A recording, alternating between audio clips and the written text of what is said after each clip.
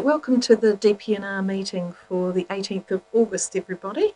I have just one apology from Councillor Joan Ward. I'll move from the chair that be accepted. Could I have a second, Mr Mayor? All those in favour, please say aye. That's carried. Are there any conflicts of interest that need to be recorded today? Appear to be none. Confirmation of minutes for the 25th of February 2020. Gosh, that's a long time ago. Are there any additions or corrections to the minutes that any members have noticed? Can't remember. Anyone who was at that meeting who'd like to move the minutes? Councillor Redmond and seconder. Councillor Mealings. Any discussion? I'll put that we move them, that the minutes be accepted. All those in favour, please say aye. Against, I declare that carried. Any matters arising from those minutes? There appear to be none. Now, we are due to have a deputation, but what I've just got an email from her. She's just at the chambers. And just Oh, sent an email back saying, we're over here. Would you like to just turn your microphone on, Mr Harrison? Sorry. Thank you, Madam Chair. Right, our deputation's running a little late, so what we will do is we'll move on to item 6.1 in your agenda, which is the proposed property maintenance bylaw. Who's speaking to that today? I can do a quick introduction if you like, Madam Chair. Just a very quick summary. It's been well canvassed. You'll remember back in 2018, and particularly with regard to the change in law when FENS took over this matter. Previously it had been part of the Local Government Act, and councils could act in some way against the amenity issue of long grass, and then it went to FENS, and they have a very focused lens of fire risk. In late 2018, there was a notice of motion from then Councillor Gordon and Councillor Williams for the council to look at a bylaw for property maintenance. As that was scoped out, it broadened a little bit to include other nuisance matters such as containers, caravans, things like that. And it went out for the public, and we received submissions on it, and there was a hearing in late 2019 and then a deliberation meeting after that. The upshot of it is that through the deliberations, the bylaws have gone in a full circle and come back to being a very focused piece of work, which is looking essentially at long grass and vacant residential sections. The recommendation here is for the council to consider that and recommend an adoption of that bylaw through to the council. If the council chooses to adopt the bylaw, there would be a public notice and then a period, if you like, for it to be put in place and then to have effect. There's one small piece of work still to be done if that pathway is followed, and that the bylaw talks about recurring some administrative charges and inspection charges. At the moment, there's nothing in the annual plan that lets us do that. So that would be, if that pathway was followed, it would be brought back to the council for an LTP matter. So in essence, up until July next year, if the bylaw was instituted now, there would be a small cost which we would have to carry ourselves. But I don't consider that would be a great deal until such time as the LTP kicked in, if that was approved. Thank you, Madam Chair. Thank you. Are there any questions on the report? Mr Mayor. Thank you, Madam Chair. To Mr Harrison, around the fees and charges, does that have to be resolved by an annual plan or long-term plan process? Can that not be considered by council outside of that? Yes, you're dead right, Mr Mayor. It can be considered by resolution of the council at any time. Councillor Redmond. Thank you. This is an interesting bylaw. It seems to be addressed at long grass and potentially fire risk. In terms of the wording, it refers to effect on amenity which is not defined in the bylaw. Is that something that should be considered? Perhaps it would be a difficult definition to focus in the sense that amenity is a sense of pleasantness, and the sense of pleasantness is going to probably vary across different places. When I consider that the matters that brought this to a head in the first place was long grass in relatively new subdivisions, and it was vacant sections which are still yet to be built on but were unkempt examples being Pegasus or Northern Rangiora. And you could say that both of those places had a high sense of amenity. Supplementary to that, the wording and nuisance control has been deleted. Is there any reason for the word nuisance to remain in clause 3?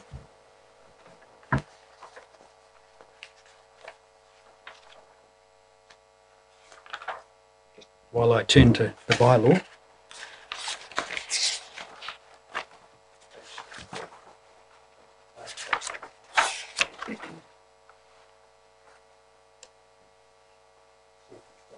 yep, I've got it.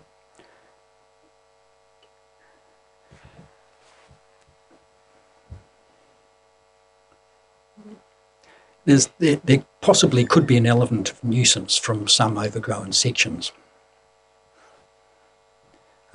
We have an example at the moment in Northern Rangiora where, yes, the section's overgrown, but there's also a nuisance element attached with irrigation hoses which are stored on there and periodically cast out into the streetscape and then cast back again onto the section by neighbours. So you could deem that a nuisance. Just trying to figure out how I can ask this as a question. Does the word nuisance appear anywhere else in the bylaw? I'm not sure. I'd have to scan through it. I could help you with the answer. Thank you. Just a quick question from me, Mr. Harrison. They talked about a 12-month review, and reading through the comments, it appears that some members were quite uncomfortable with the bylaw. The 12-month review, what would be the cost of a review to council? It depends on how the council would choose to review it. You could review it by considering the matter itself on the papers and your own sense of how well placed the bylaw remains, or you could go right to the extreme end of it and do another special consultative procedure. So, in this bylaw, is the council proposing that they'll actually go and mow the grass to actually fix the problem, or is it just a letter that's being sent? It depends. There would be a process where there's an inspection and a letter to the owner and a period by which the owner has to fix the problem. And if it's not fixed at the end of that period, then the council can cause the property to be mowed. So wouldn't that process, though, cost more than actually just mowing the property? Potentially. Are there other questions? Moving what's in the order paper. Mr. Mayor's moving what's in the order paper. Is there a seconder for this? Councillor Exenson is seconding. Mr. Mayor. Thank you. Look, I'm not going to say that from the questions that everything's absolutely perfect and can be confined. This is to become the reason for proposing this bylaw in the first place was to deal with situations that arise that we just simply don't have the power in which to deal with at the present time. It's to be more a discouragement to those that actually cause this problem, then actually, and I'm hoping that in the end that would stop particular behaviours. But there's an ability for council to recover costs. At the extreme, that would need to be tested through the court process, but that's at the extreme. One would hope that common sense would prevail, and in the instances that the knowledge is there, there's a stick in which to discourage certain behaviours that are happening. And look, I've been involved in, which drove me to this, where there were simply warring neighbours going on, quite unnecessarily, because there was no power in which to deal with this. This here has been well supported by the parties that certainly brought the attentions to my concern. I've also discussed it out in the area of Pegasus as well, and they're awaiting this to come about to deal with problem areas. I would hope that at the end of it, it's a tool that we didn't have to use, but it's something in our toolbox. So initially it was to be just property related issues. After going out to consultations to all the boards, it was extended and broadened, but I'm actually quite happy that its focus has come back really mainly on unkempt sections and long grass that causes issues, particularly in residential areas, which is what it's confined to. Around the fees and charges, I think that this is a matter that should come to council, and if this does get through this committee today, perhaps it's a separate paper, Mr. Harrison, at a point that the council should consider those fees and charges, and we need to. I'm quite comfortable for that to be considered outside the LTP process, because we should be able to be in a position to recover those costs. It shouldn't be a cost that the council should necessarily have to bear. But this is a matter that was brought to me. It was a response to that, supported by Councillor Williams at the time.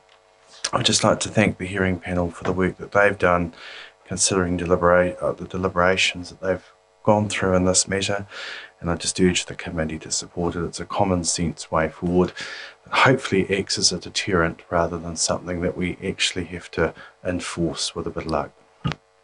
Councillor Atkinson. I just want to reiterate that, and I think that the committee has no doubt been through the questions that are raised here today, and no doubt a lot more questions that will have been arranged around this. So I'm actually comfortable with the bylaw as it is. Where it goes to from here in its future, we will see what gets tightened up, slackened off, if it's of any use at all. But it's a tool that's there that needs to be used at the moment. It's been raised by many, and thank you to the Working Party for getting it to here. Speaking to it next myself, and then Councillor Blackie and Councillor Stewart. I'm not going to vote for this today. I've read the minutes very, very carefully, and it appeared there was quite a lot of discussion about how to effect any change through this bylaw. And the fact that it's been brought back to us with a 12-month review shows that the committee seems to be a little bit uncertain about how this bylaw is actually going to work. To me, this is a community issue. This is neighbours next to neighbours who are concerned mainly about amenity. If there is a fire risk, FENS deals with it. If there is a health risk, we can deal with it under the District Health Board. This has been watered down to be about long grass and just on a section. And the easiest way to fix long grass on a section is just to mow it.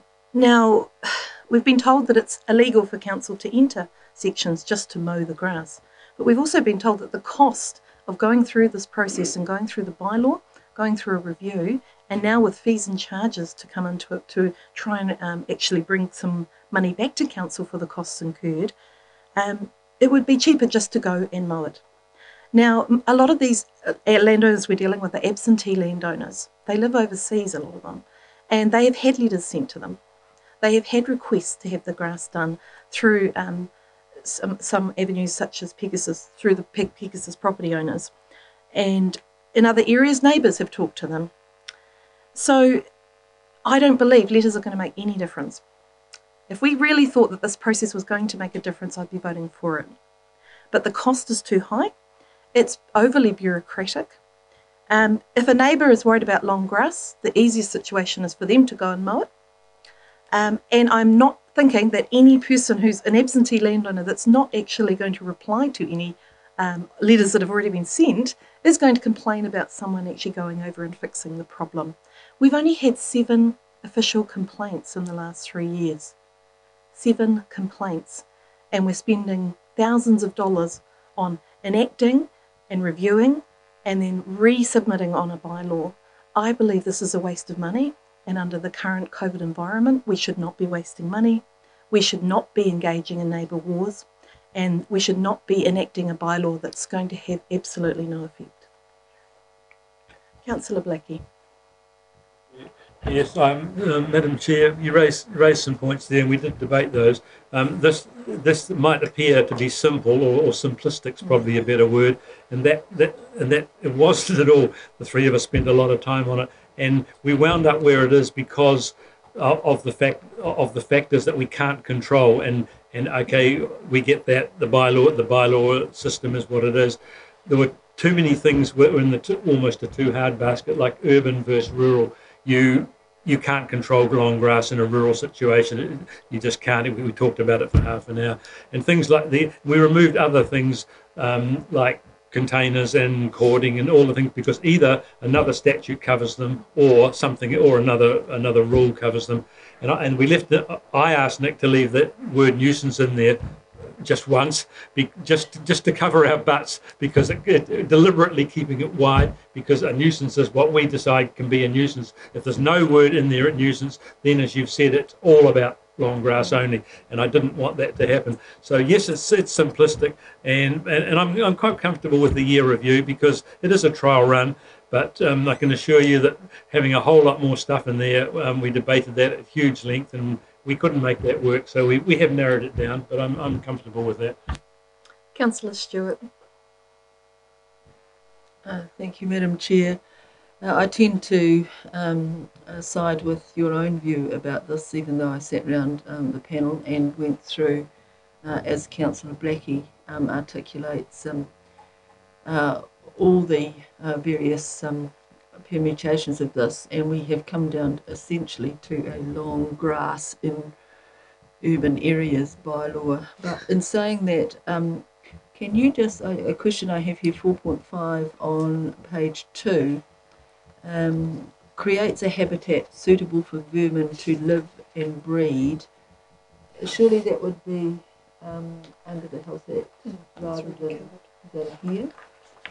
So I just wonder why, because that was clearly advice that we had, that anything that created a health hazard was not in here. It was covered by other legislation or regulation that we had. I do think that, in fact, it would be a far better community outcome if the council had a small fund and fronted up and just mowed these sections. As the chair has said, 7 complaints in 3 years, and presumably from that some action that the council undertook, and then billed the absentee or landowner that was unable or through health issues couldn't do the job. And really, that's the landowners you're dealing with. They're either absentee, and as the chair said, don't care and not there to do anything about it, and then there is issues of physically unable to keep this expected visual amenity of the surrounding area their property, and there are some health issues where people either, well, again, physically or mentally are unable to deal with their section. Now, you can go this way. I don't actually, as I said, after sitting around and the back and forth, I really don't support this. I think it's pretty much a mallet for a small piece of stone that you're thumping. And it would be far better, and I think the council could claim kudos for actually stepping up and for perhaps $3,000 or $4,000 that you had in a fund that would go out there and mow these sections, and even talk to the neighbours and ask them to do it, pay their petrol or something. Far better community outcome. You may ask a question. Mr. Harrison, how did this get here if we've got 2 members of the committee that are not in agreement with what is written on this bylaw? Can you? No, was there not agreement that it was coming here, or what's? Yeah, the committee was chaired. Order, please. The committee was chaired by Councillor Doody, Councillor Blackie, and Councillor Stewart comprised the committee. It would be fair to say it was a 2-to-1 in favour of the bylaw. No. Order is... I'm really confused, because Councillor Blackie said he agreed with what the chair was saying, which was opposing. Now Councillor Stewart is agreeing with. Sorry, I don't say now. Sorry, but my understanding is that Councillor Stewart was agreeing with the chair that. I I can see your point, but I don't think Councillor Blackie was agreeing with me. But I think we need to move forward to if anyone has any other questions or wishes to speak. Councillor Redmond, then Councillor Doody. Thank you, Madam Chair. I'd like to speak. Excuse me.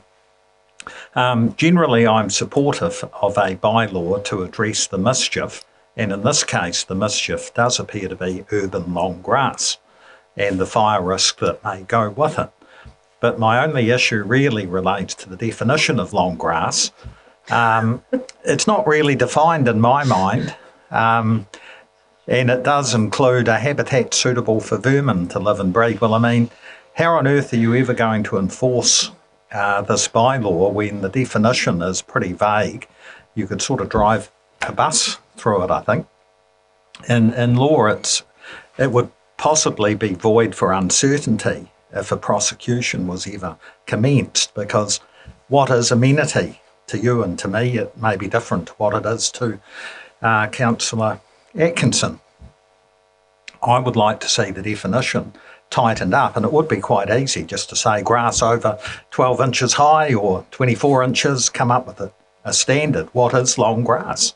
But just to say that, you know, if you're in the Fenelton of Rangiora, then you expect a lower level than if you're in the sort of a lesser suburb of Rangiora, where a different standard would be acceptable. I think it needs an objective measure rather than a subjective one. So that's really my only concern. I like the idea of a short, concise bylaw. I think it's a case that less is better. So I think the committee or the hearing panel did well to get rid of some of these problematic areas. I'm still not sure how we end up with the word nuisance in the objects when it's not referred to anywhere else, because the object doesn't create an offence. It's just really trying to set out its purpose. So I'm not going to say I'm sitting on the fence, but I do have that reservation. I'm sitting in the section. Yes. Councillor Doody. Thank you. I would just like to say that the committee, the hearing panel, really worked very hard on this. There was a lot of things in here that we decided to delete out because they fitted into other sections. And this is where we've got down to, simply because the matter of long grass has been quite an issue in our wards. And it was an opportunity then just to tidy this up so that obviously the word long grass doesn't fit the bill correctly. So it just needs to be just tidied up a bit. But so many things that just don't fit into different areas, and this particular one did not fit anywhere, simply because of the change of our fire regime. And this is how this has come about. Just would like to say, you know, the committee actually worked really hard. We really discussed this in full, and we weren't all in agreement with it at different parts. And this is what we've come up with, a very short bylaw, but to me it is actually a really good bylaw. You can have a second question, absolutely. Could this bylaw be referred back to the hearing committee to reconsider the definition of long grass? Mr. Harrison? Yes, it could. Are you moving a procedural motion in that order? No, he can't, there's no one who can. I can. Because I'm also sitting on this fence.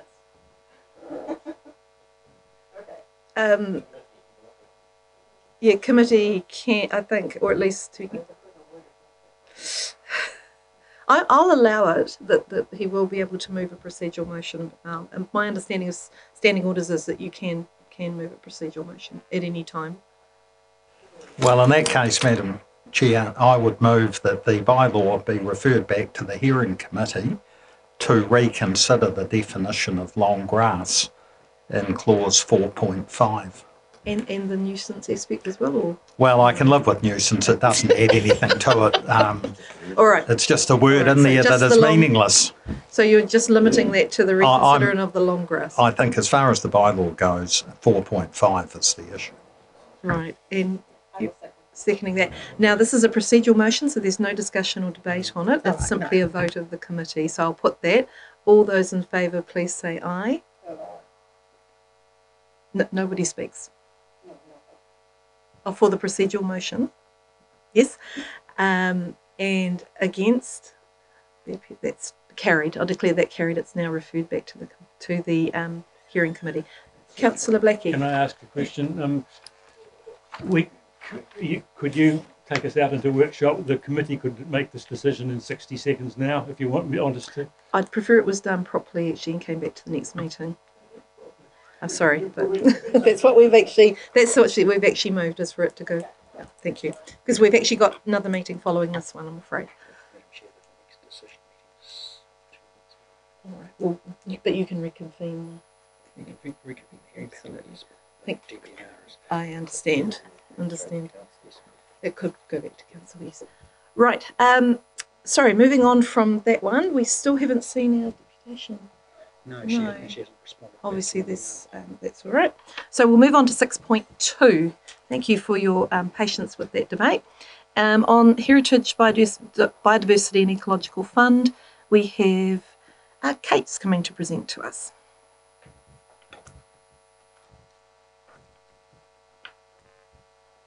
If you just turn your microphone on. Thank you, Kate. Kia ora. So what I have here is an application to the Heritage Biology and Ecological Fund for some weed control in Springvale wetland, which is a 12.3 hectare wetland at 428 Ashley Road, Summerhill. So this is site V145 in the current district plan, and it has, like many wetlands, it has an issue with woody weeds, so sort of crack and grey willow, cherry ash, hawthorn, that kind of thing. And the Environment Canterbury biodiversity officer for the district has worked with the landowner to develop a management plan, including the provision of 3 quotes. So the total cost of the project is estimated at 21,000 GST exclusive, and that is for weed control over 3 years. ECAN are proposing that they fund 14,000 of this through their immediate steps fund, and they're asking us to contribute 7,000 through the contestable fund. So the landowner has agreed to contribute in kind by doing ongoing maintenance after the 3 years of specialist weed control work are complete. Yeah. Any questions? Questions, Councillor Atkinson. Thank you, Madam Chair. Just so we have the landowner talking about after the 3 years. What checks and measures will we have on that's carried out? So what we have is we have an accountability agreement that will be signed between the applicant and the council, and then we can ensure that there is ongoing monitoring done of that agreement every couple of years or so to ensure that the weed control work is being carried out in perpetuity. Just a question from me, Kate. If this work is done over the 3 years, how long, in expectation, if nothing else was done, would it take for the weeds to recover from that treatment, approximately? So Sapora Ploy, who scoped the work, said that the doing the work was effectively sort of setting the wetland back 20 years in terms of weed invasion. So it would be a pretty significant biodiversity gain, and you would get a fairly long period of time before the weeds would return to the state that they are at the moment. Thank you. Councillor Doody. Thank you, Kate. Just a query, please, just to make clear, was that person one of the 18 applicants that applied for this, our original funding? No, I don't believe so. I don't know, I'm just asking the question. Last year, Ken Robinson.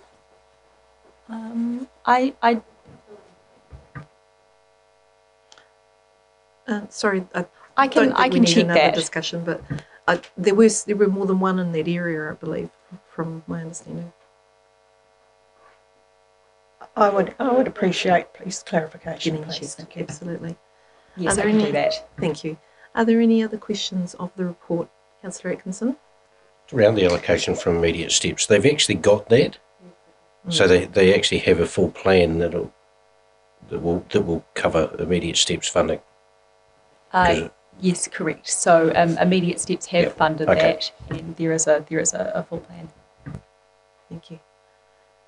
Is anyone prepared to move or any further questions from the committee?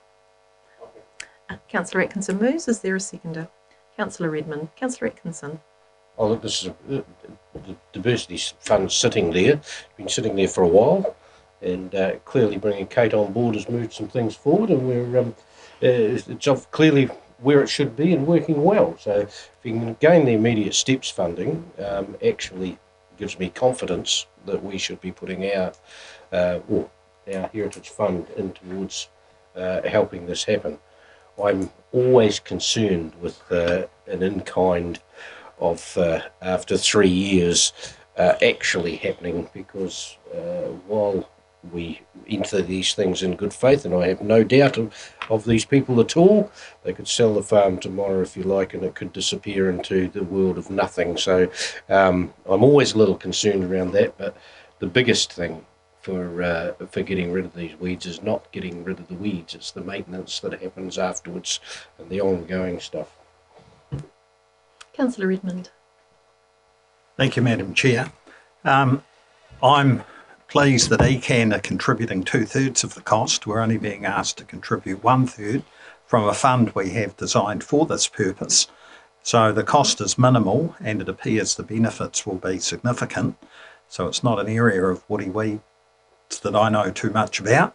I won't mention the word Roundup. So I think it's a very worthwhile thing, and I'm very pleased to support the application for funding. Mr Mayor. I too support this. I was at the Land and Water Committee, and it was a good discussion there. It makes perfect sense. Kate, really pleased to have you.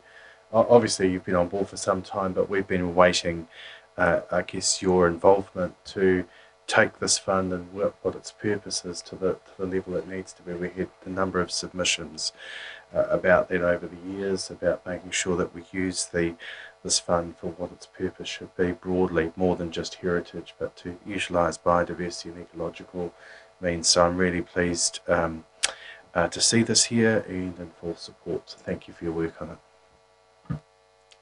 Councillor Stewart. Thank you, Madam Chair. Yes, I just add my voice to supporting it. I do seem to think that it came to the hearing that we had on the fund last year, and we identified that it would be more appropriate for it to apply for immediate steps funding, but maybe I'm wrong. However, clearly a candidate for fund for monies both from our own heritage and biodiversity and ecological fund, and as Kate has indicated, I think that it's already been granted immediate steps funding on the basis that we actually contribute as well. So yeah, certainly encourage you to support it in the full. Thank you. We've now had right reply, Councillor Atkinson. All right. We'll put that recommendation as it is in your order paper. All those in favour, please say aye. Against? I'll declare that carried. 6.3. Thank you, Kate. 6.3, the annual report to the Alcohol Regulatory and Licensing Authority. Tracy Boundy.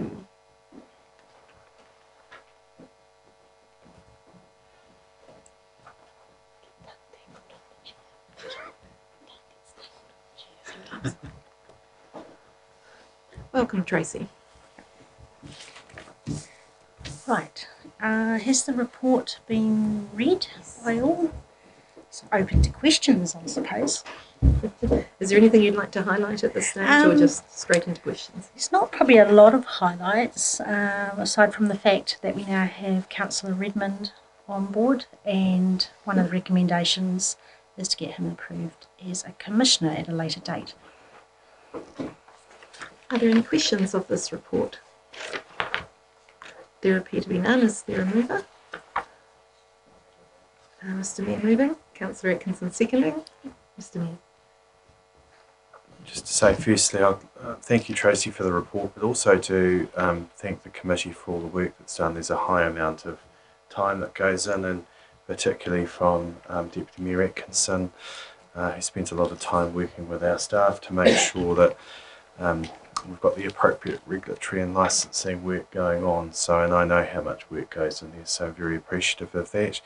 I see very few hear very few complaints these days, which speaks to the good work of our staff out there who are clearly working alongside. In fact, I get good comments from patrons about how they're being dealt with, and they appreciate that. So thank you for the work that's going in there to manage that. In terms of the appointment of a new commissioner, I think Councillor Redmond would be an excellent addition.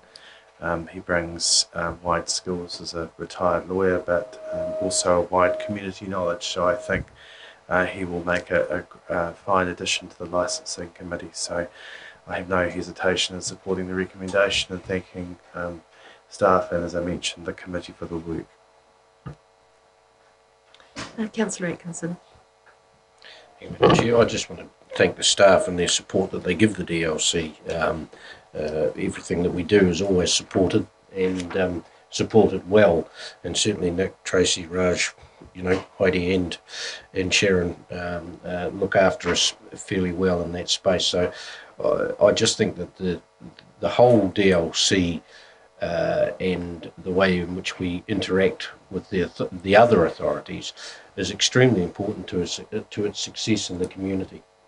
And I think the Mayor's absolutely right. We have less complaints than we used to about alcohol misbehaviour, if you like. You certainly don't get complaints about good behaviour. But we certainly have less complaints about that. And contrary to what you hear around the country, I believe that the Licensing Act is working in New Zealand. And those who aren't using that Act correctly means that they're having bad results. But in this district, we're actually, in my view, having good results for what we're doing. So I put it down to just a whole team of people working really collaboratively together and making things happen when they need to. Thank you. Any further speakers? Councillor Redmond. Thank you, Madam Chair. I also support the recommendations in the report. I had my first hearing yesterday, and I think that went well. So I'd just like to say that the District Licensing Committee is a professional little unit, and I have favourable impressions of how it's resourced and managed. One of the things that this council has is a lap, and one of the comments that the police have made is that since the lap was introduced, the 1 a.m. closing has cut down on a lot of trouble that would occur between 1 a.m. and after 3 a.m. So I think we've got a system that's working very well in the district, and the community is benefiting from it. And I'd also like to acknowledge Neville's work as chair of that committee.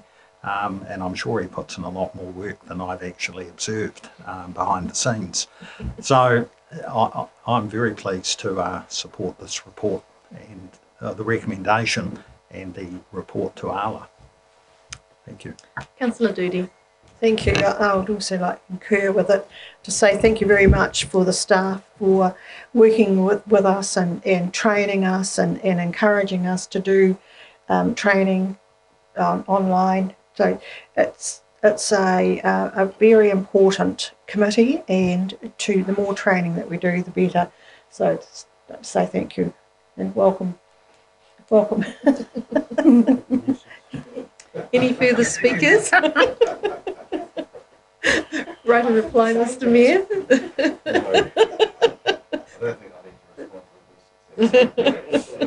All right, we've got the report as it is in your order paper, the motion on the table. All those in favour, please say aye. Against? I declare that carried. And congratulations, Councillor Redmond. All right, moving on to 6.4. Tracy, you get to stay in the hot seat.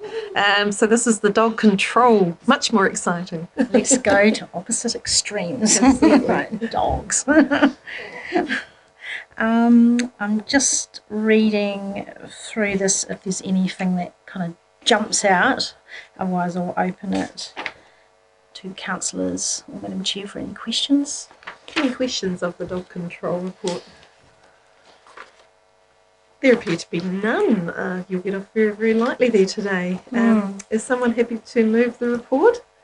Councillor Redmond, and I'll second that myself. Councillor Redmond. Thank you, Madam Chair. This is another area in my portfolio. It's quite a diverse area, from alcohol to dogs and other things. I do note in the summary that there have actually been less issues in the last year, but interestingly more infringements. So it looks like we're having fewer issues, but we are actually monitoring the ones we have much more stringently. So I'm very pleased to support the recommendation. Yes, I note from the report also that COVID had some influence on that. Obviously, people not going out and about with dogs in public places perhaps as much. But I was also similarly pleased to see the infringements. As we know, there's no such thing as a bad dog, there's a bad owner. And it's obvious that these are being followed up well, and that people can have confidence that if there is an issue that it will be dealt with. So I'm very, very pleased to see this report. Any further speakers? Right a reply? I'll put the report. All those in favour, please say aye. Against? Declare that carried. Thank you very much, Tracy. Right, moving on to 6.5, psychoactive. Oh, I can't even say that. Psychoactive products retail location. Lindley, please take the chair. So are you reviewing what products we're supposed to be selling? No, that's what it sort of sounds like. But we go from alcohol to drugs. Yes. Good afternoon. Yeah, that's not unusual. And dogs, yeah. The Psychoactive Substances Act of 2013 brought into being the opportunity for council to either have a psychoactive products retail locations policy or not. But I'd like to go back a little bit to 2005 when the local residents in Kaiapoi were very upset about a shop appearing in their midst advertising party pills. Moved forward about 4 years to 2009 and we have Herbal Heaven and Katie's Giftware in the Hanson's building in Kaiapoi, both selling these legal highs as they became known as, mainly BZP, which I think is ecstasy or some such. At that stage, our MP, Mr Cosgrove, had a little bit of a stoush with the owner over a car park, and opportunely at that time there was a members' bill going through Parliament around psychoactive substances, which subsequently became the Psychoactive Substances Act. Mr Cosgrove was leading the charge on this particular act, saying that these drugs getting into our communities was not a good thing, and they were very concerned, the government of the day and indeed across the political spectrum were very concerned about the new generation of pills that were starting to be developed overseas and appearing on shelves in New Zealand without any controls whatsoever. So the ability to develop a policy meant that our council and our community had some sort of control over where potentially a retail premise could set up shop in our district. We thought long and hard about this, consulted broadly across our community, the police, the health experts, and the crux of the ability to do this policy meant that we had to choose somewhere that a retail outfit could actually set up.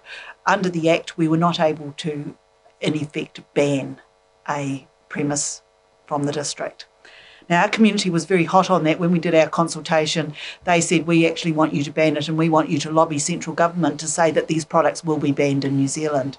That wasn't possible. Well, we did do that, but the upshot was that no change was made. But in effect, the government said that unless a product was actually approved, it could not be sold.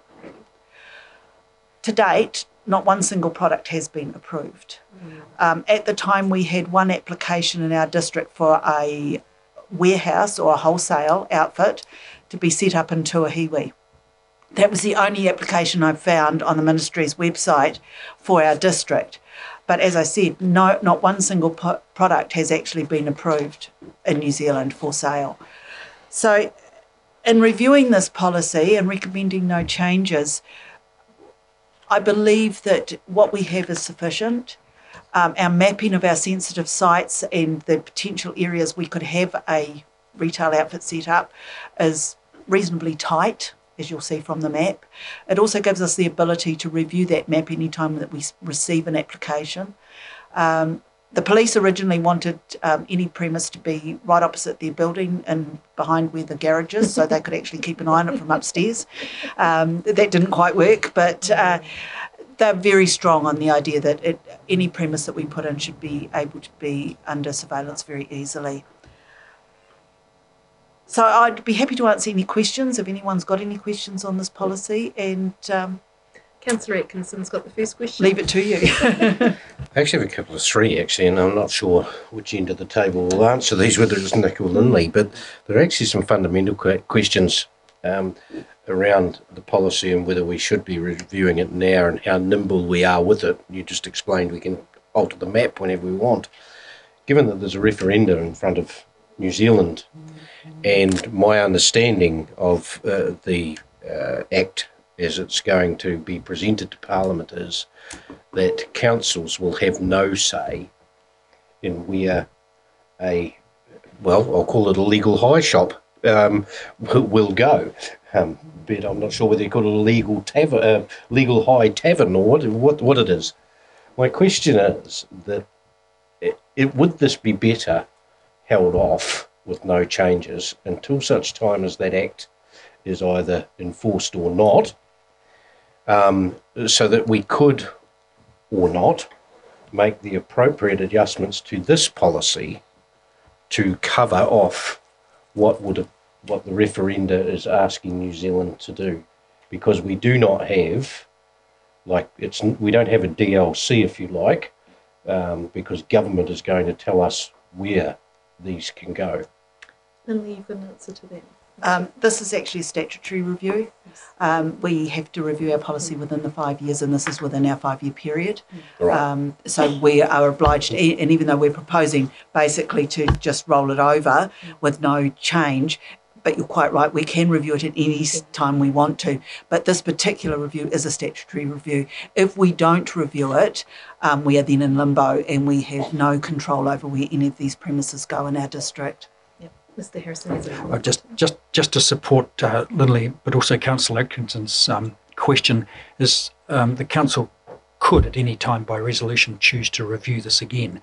So we completely understand and acknowledge that we're going to be working in the dark until we know what any future legislation comes through with regard to marijuana, and even how that's going to be administered. We're in the dark, so perhaps a pathway forward is to review it now and then. I wonder whether adding in glasses, can't see. Oh, it's A down the bottom. A, B, C, D, A. Oh, it's two. Another B. Whether adding something that we to just in light of, and I just want to ask this question, would be helpful or not. That if that Act is passed, that we review this policy at that time. It's just a reminder to do it. I'm not suggesting that it's not adequate or that we can't do what we're doing today, but just that. Yes, that's entirely in the realm of your decision.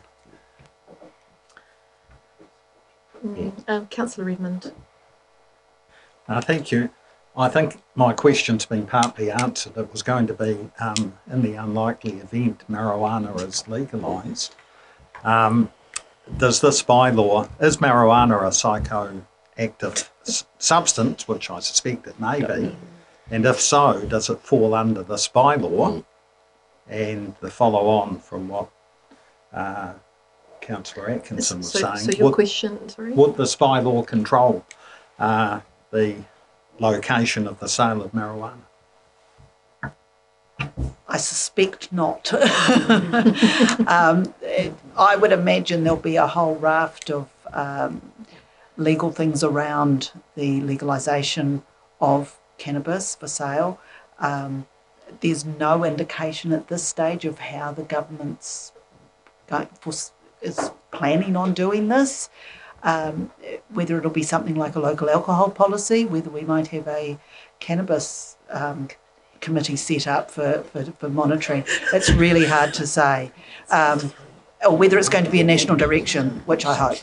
It's impossible to say. And I suspect that these policies, I think they were put in place for the funny pills, the right. odd things that had no controls over them whatsoever. They were party pills, they were legal highs that had all sorts of really horrible ingredients that were causing a huge amount of harm. Not to say that your cannabis couldn't be in the same situation, but yeah, it's hard to say what they'll do with this Act and the Legalising of Cannabis Act to somehow make sense of it all and have it hold together for the community so it's very clear about where the lines are drawn. Councillor Mealings. Hello there. I think it's quite timely that we're actually looking at this now so that we do have something that we can hit the ground running if, in fact, cannabis is legalized for recreational use. And I dare say that it is a psychoactive thing. My question is, why is there not, why is the only map that I can see on this report in Rangiora? That's a good point.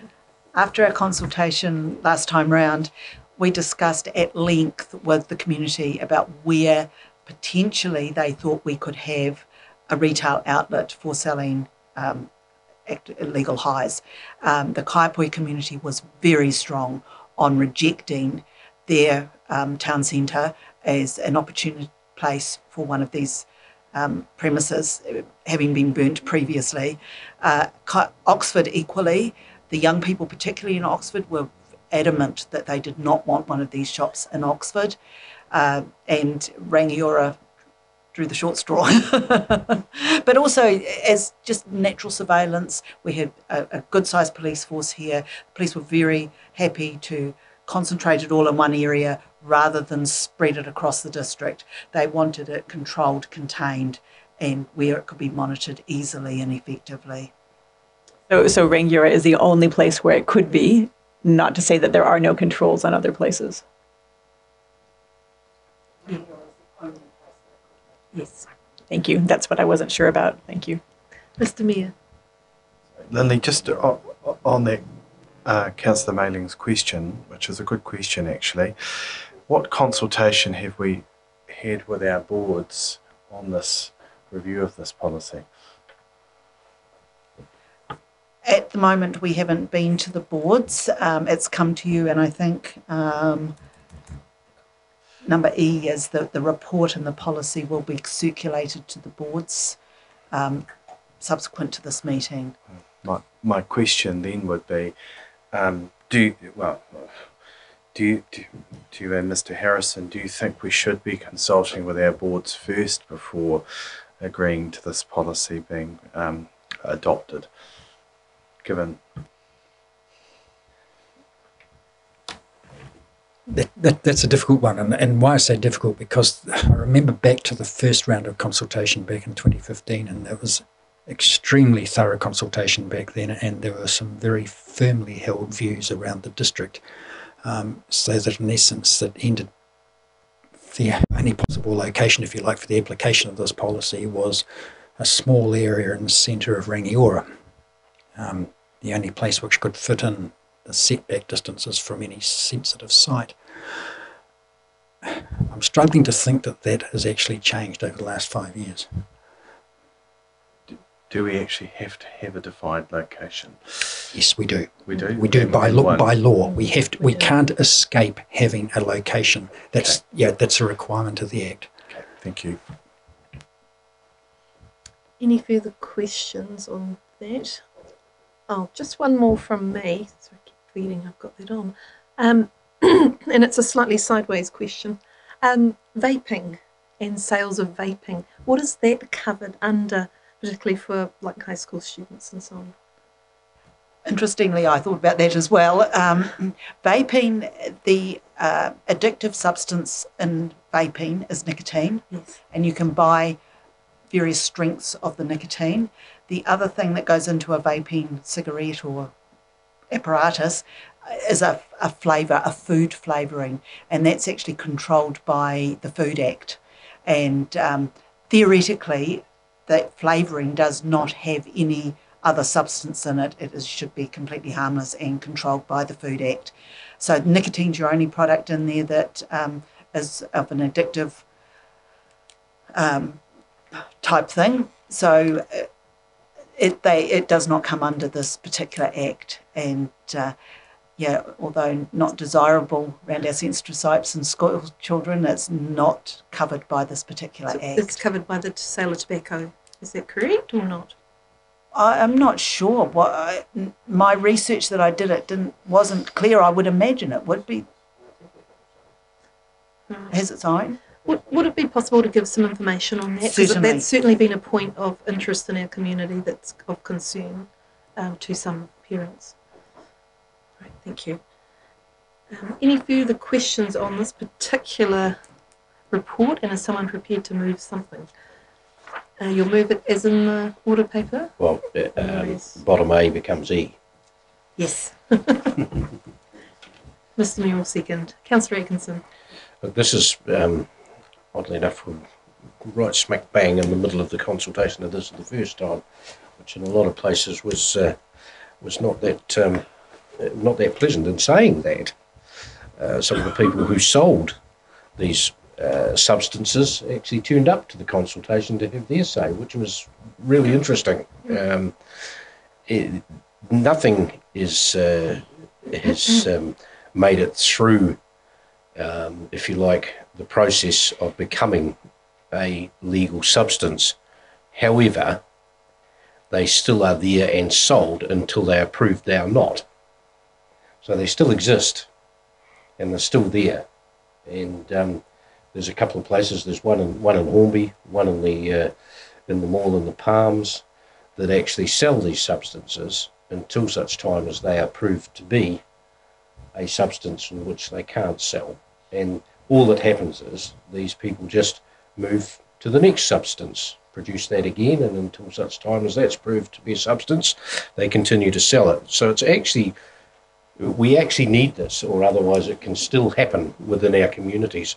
Unfortunately, the little nucleus of in the middle of Rangiora was the only one without sensitive sites, which was really the telling point for us that that could be there.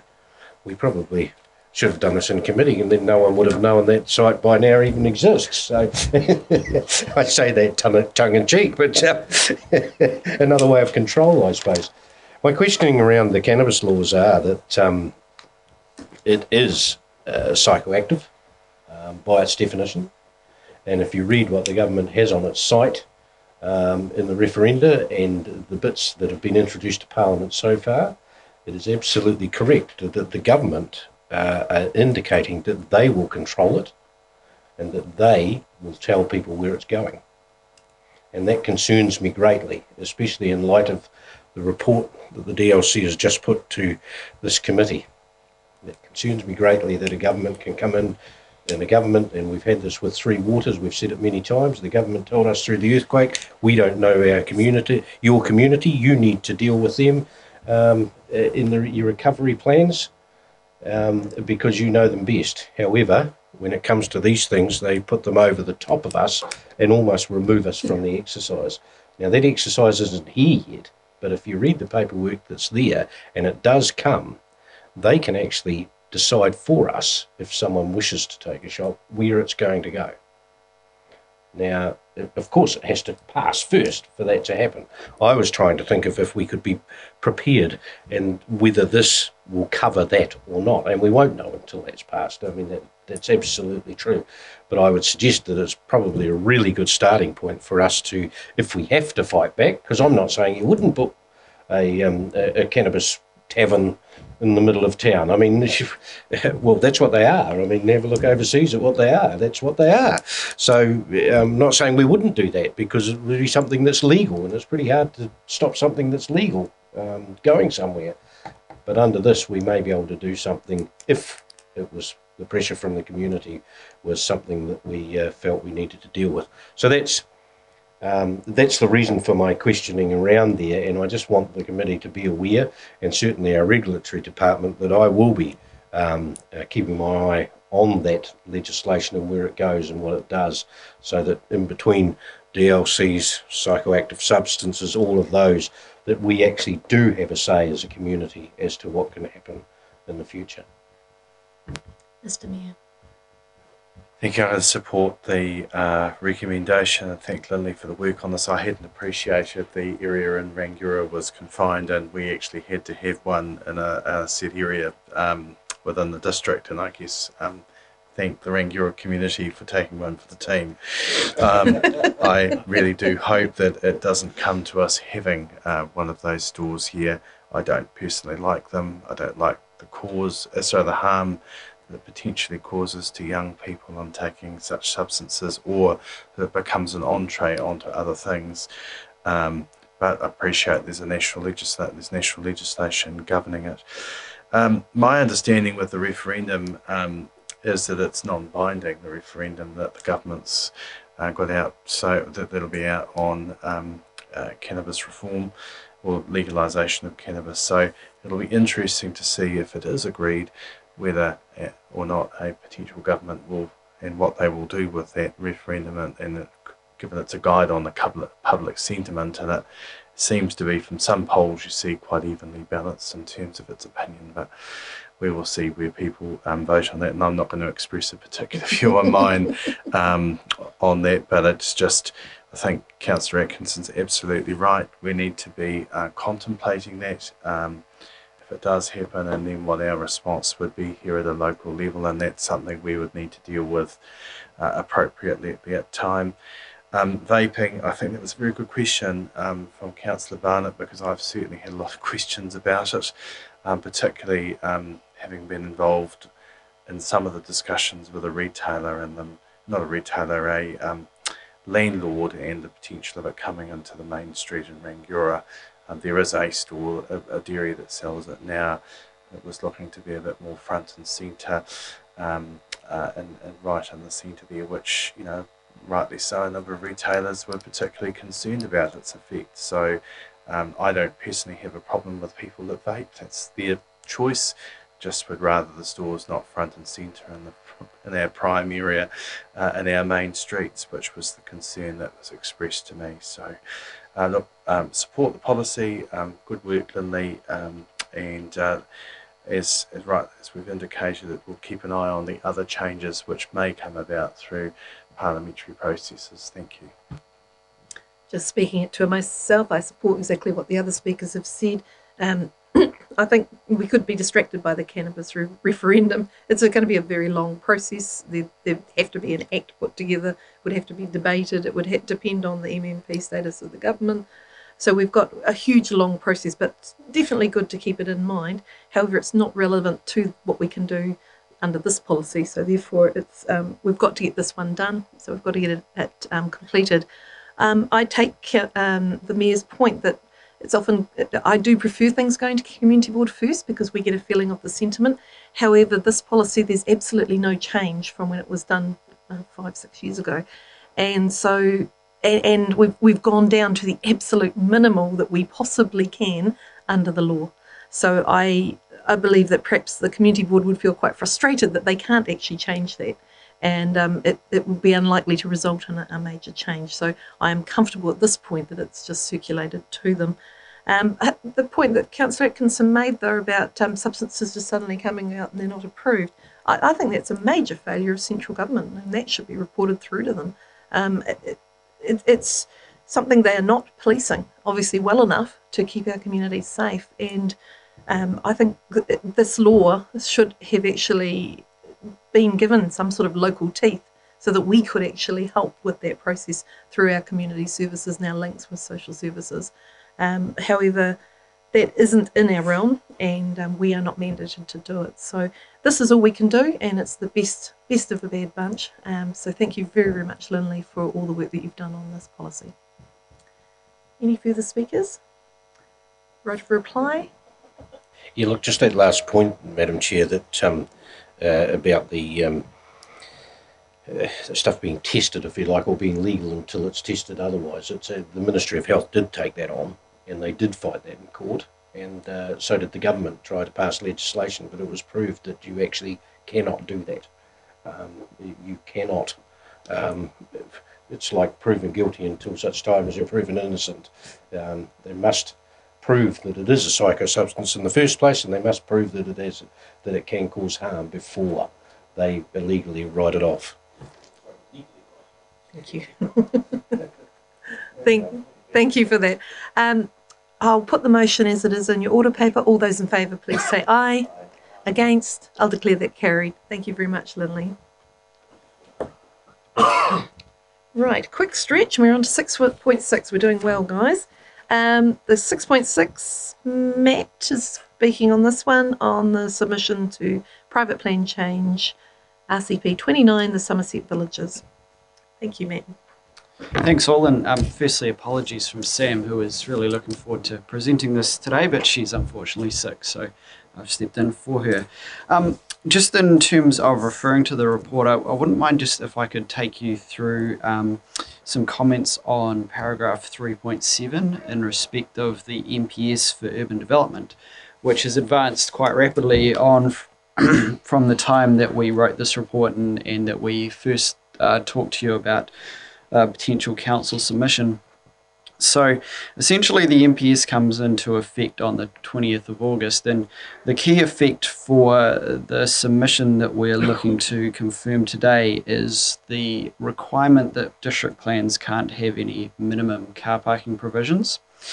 So what a district plan can do is have provisions around car parking dimensions and location if a developer does decide to have car parking as part of their activity.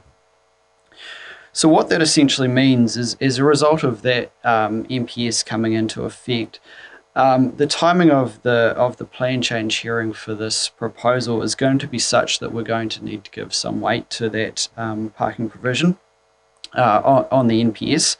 And on a completely without prejudice basis, it's likely that the officers are going to give that a fair amount of weighting, given that it's a national direction that drops down through to our district plan. And that is going to be something for all of our resource consents that we have going from the 20th of August, but particularly in respect of this plan change hearing. So that being the case, the committee may take the opportunity to remove that part of the submission.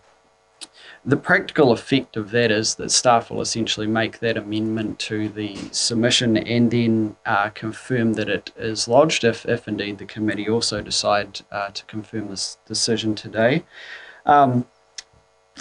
As I say, the practical effect is that car parking is still able to be assessed in the general sense around some of the matters for control of the retirement village that are proposed, both in the controlled activity status and in the restricted discretionary activity status, which is another matter for the council submission. And there's also two other submissions that mention car parking from members of the public, which need to be dealt with as well. And thirdly, we have talked in the round with the applicant around this, and they've reiterated the point that while they may not be required to have car parking, it's certainly their intention to provide sufficient car parking for the village, because that's essentially the model at which they work on. happy to answer any questions on that or anything else in the report from there. Questions from Councillor Edmund? Thank you. The NPS, am I correct in thinking that gave councils a period of time within which to change their district plan? And in considering this application, is it a matter of wait, or does the NPS completely override our district plan? It's a really, really good question, and I'm just stretching my brain to think. The NPS essentially gives a direction, and it does give some time for councils to amend their plan, but it doesn't specify what that time period is. So there becomes a twofold point. There is at what time do councils amend their district plans, and then secondly, whether or not those plans are amended, what weight that a council officer would give to the provisions in the plan, or the national direction itself. So, and then separately on this question, there's an added layer on top of that, which is the council's potentially adding to a rule in the district plan by creating a car parking ratio specific for retirement villages. So, as I mentioned, the practical effect of that is whether or not the district plan does change immediately, or there's a lead-in time to do that, there's still a requisite level of weighting that will need to be given to the national direction for the activity. Is there a further question? Councillor Mealings. It probably doesn't apply to this particular case because it's in Rangiora, but with the NPSUD, I was recently sitting on one of the Waka Kotahi webinars on this, and their expert indicated that on the NPS indicated that the removal of parking provision only applied to urban centres of 10,000 populations of 10,000 people or more.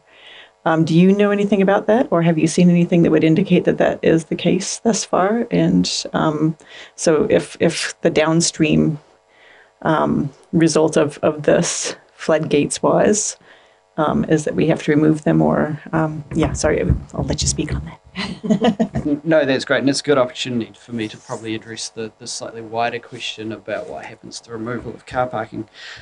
My understanding, just from an internal meeting that we had on this, was that that's right. The NPS applies to urban centres with a population of over 10,000, and there is some interpretation around how that's looked at, because your smaller townships within the district, so your Custs and those sort of things, collectively could be added up to require one of those capacity things. It certainly does apply to larger settlements, so Kaipoi, Woodend and Rangiora, and they are certainly the areas at which we may see the biggest impact of the changes to the car parking provisions. So they do apply. Perhaps if I could extend the question slightly and talk generally about what that might mean for activities within the district plan.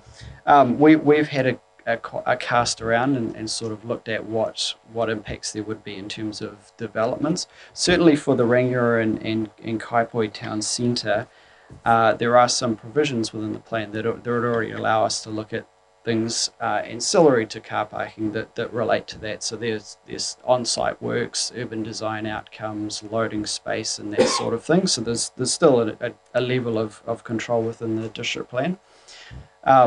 Potentially applies to residential type developments. Now it's unlikely that in the life of the current district plan that we'll see a great sea change to have people not looking to provide garaging and on their site, so there's unlikely to be a great level of impact there. So in the round, while the provisions come out, we're not likely to see developers suddenly deciding that they don't want to provide any car parking, but that's certainly something that the new district plan needs to work through. Any further questions on the report? Somebody prepared to move something? Happy to move as in the order paper. Seconded. Councillor Redmond. Mr Mayor. Just briefly, I support the submission and appreciate that the submission was put in that reflected the points that were made, particularly around car parking. I realise that that may well change, but it's actually a regular complaint that I have around our current Ryman and other retirement villages, and I'm just picking on Ryman, not particularly, but it's just that I've been to a number of residents' meetings down there and they complain about it all the time. And we were pushed as a council, planning-wise, to the constraints that we could operate under. I personally wish we hadn't exceeded in some ways to that, because it's created problems down there. There's not enough car parks on site for the residents that are there. And it's become a problem that may well be overtaken by national legislation that hasn't at this point. So personally, I think we should press on with the matter as it is and make sure that that's properly considered. If it changes, it changes. But I'm holding true to the people that have raised it to me as an issue, and that's why I will support the submission as it stands. Thank you. Councillor Redmond. Thank you, Madam Chair. We're just retrospectively ratifying the submission that staff have lodged, and I'm quite happy the changes or submission that's been made I think is quite sensible. I do have concerns about parking that I'm sure we all share, but we'll just have to see what happens in that space. Thank you. Councillor Mellings. I'm happy to support this the way it stands in the recommendations, because without parking provision in a facility something such as this, we run the risk of, if there isn't parking for staff, we run the risk of only being able to get staff from the places that are served by public transport outside of our district and down the line, instead of the people here in the Waimakariri district who will have to drive their cars possibly to get to their place of employment. And I would really like to see Waimakariri be more self-sustaining in its own employment, and I would like to see that not be such a huge impact also on the surrounding areas. So I'd like to see it as is in the submission. Thank you. Just speaking to it myself, I believe that actually leaving it in there at this moment in time is not going to make much difference one way or the other, and it reflects very much the view of the council as discussed previously when formulating the submission. I think we've got a responsibility to our community to state it, and it may just bring it further top of mind for the commissioner who's actually doing the consent. So a consideration may be done to mitigating some of the effect. Whether we are taken over by government legislation remains to be seen. We're seeing government take away a lot of local control, and I can see that this is going to cause problems for our urban planning going forward. But that is something we don't have a lot of control over, so we have to manage the effects of that going forward as well. So I wholeheartedly agree with leaving it in, and thank Matt and his team for preparing the submission. Right of reply, Mr Mayor? I'll put it. All those in favour of the recommendation, say aye. Against? I declare that carried. Thank you to Sam as well. Item 7, referred from the community boards, request for parking restrictions on Durham Street. Joanne's not here. Will you speak to that, Mr Harrison? Yes, I can. I can very quickly, Madam Chair. So we've gone from a high-level policy argument on parking right down to the nitty-gritty of where a parking spot goes. The report's relatively self-evident. The medical centre has asked for previously unrestricted car parks in the northern end of Durham Street to have a series or set there where they're P120, so it provides a better facility for their customers. It goes to the board for their recommendation. It has, yes, and then the decision is actually in the domain of this committee. Indeed. And the board said to support it? Yes. Thank you. Councillor Atkinson. I just wondered, has also our, I'll call them parking wardens, I can't remember their real name, have they also had input into this? Yes, they have. Right, if there are no other questions, I'm happy to move the report. Is there someone prepared to second? Councillor Atkinson. In moving the report, this was supported at the Rangiora Ashley Community Board, and I'm happy to take their lead, plus the traffic work that's been done, and as Mr Harrison said, that it's also been consulted with our, I think it's Traffic Enforcement Officer. So I'm happy to support this. I did note at the board meeting, however, that I would like to see that more comprehensive look at the town centres, which is coming through the strategy group, to look at parking overall in the town centres and where there should be P120s or other types of restrictions as we grow as towns and as a district. Seconder, Councillor Atkinson.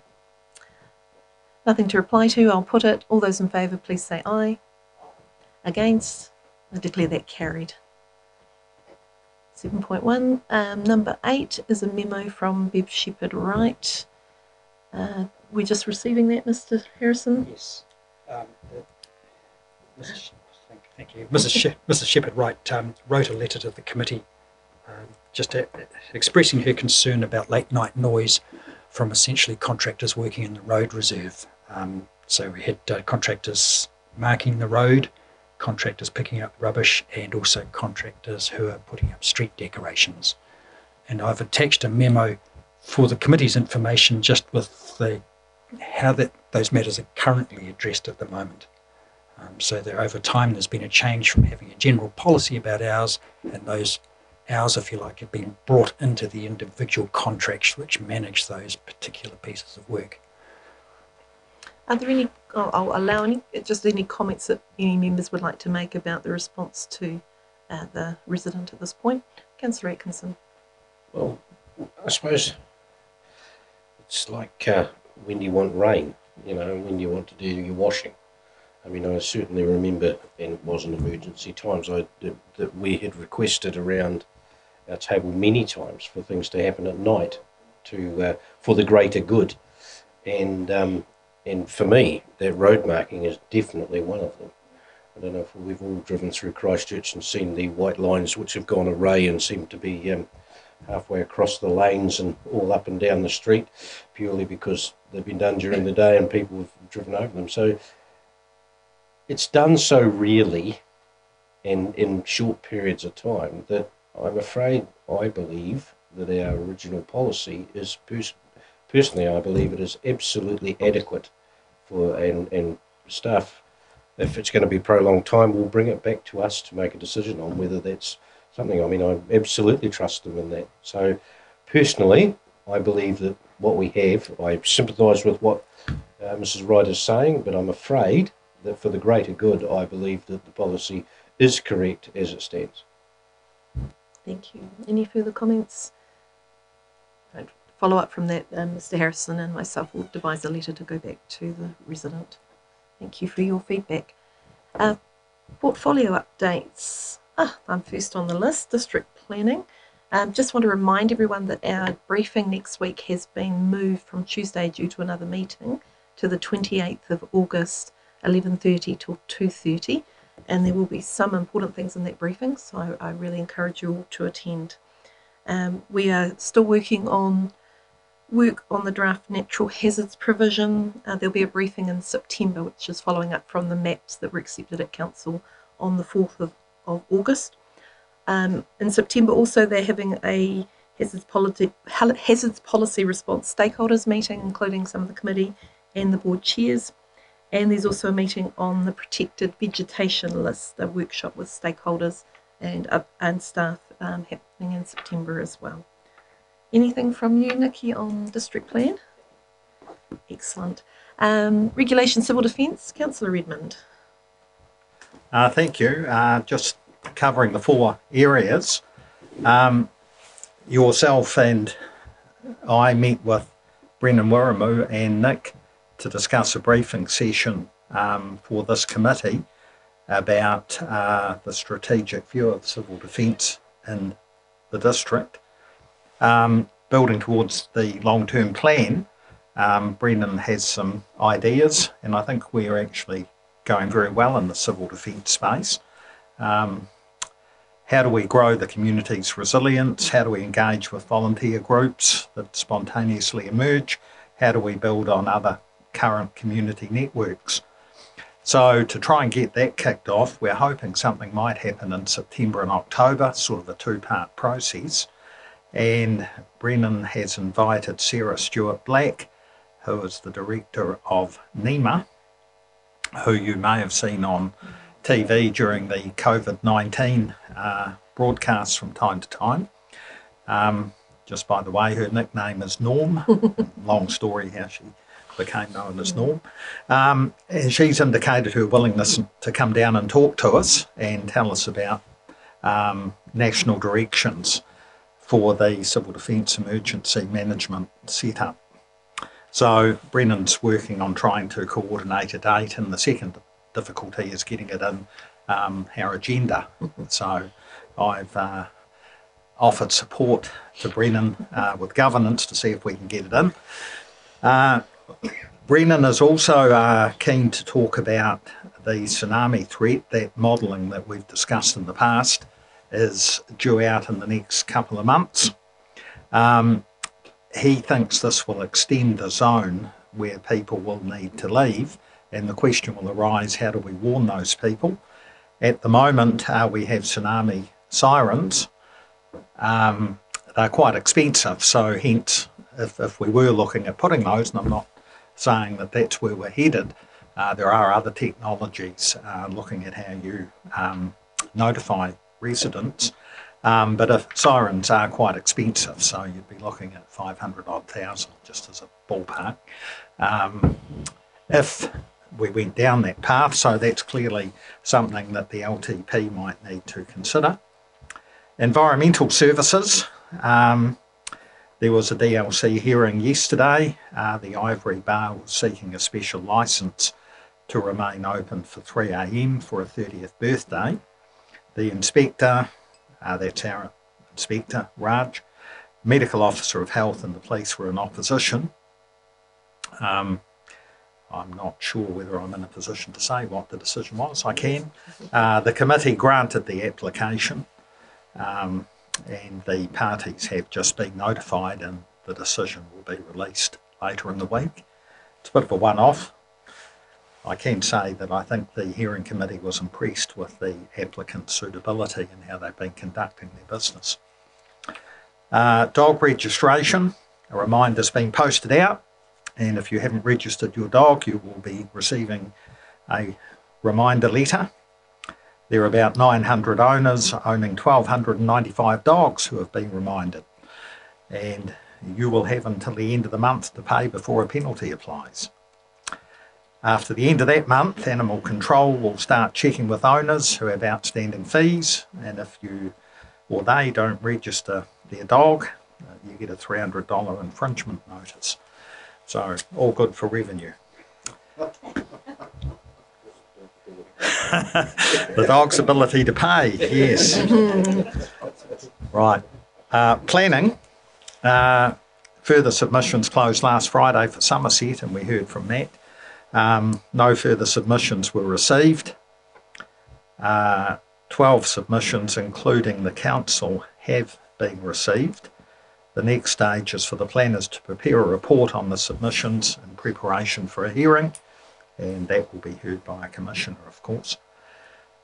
Secondly, the Taggart's application to quarry the racecourse is still at the stage of providing further information so it can be assessed. Taggart seem well aware, apparently, of community views. So we'll see what happens in that space.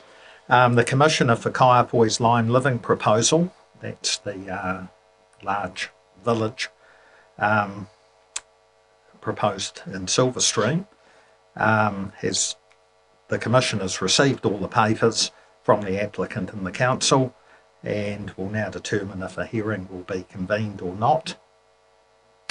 And finally, in the planning space, the decision on the airfield plan change is expected shortly.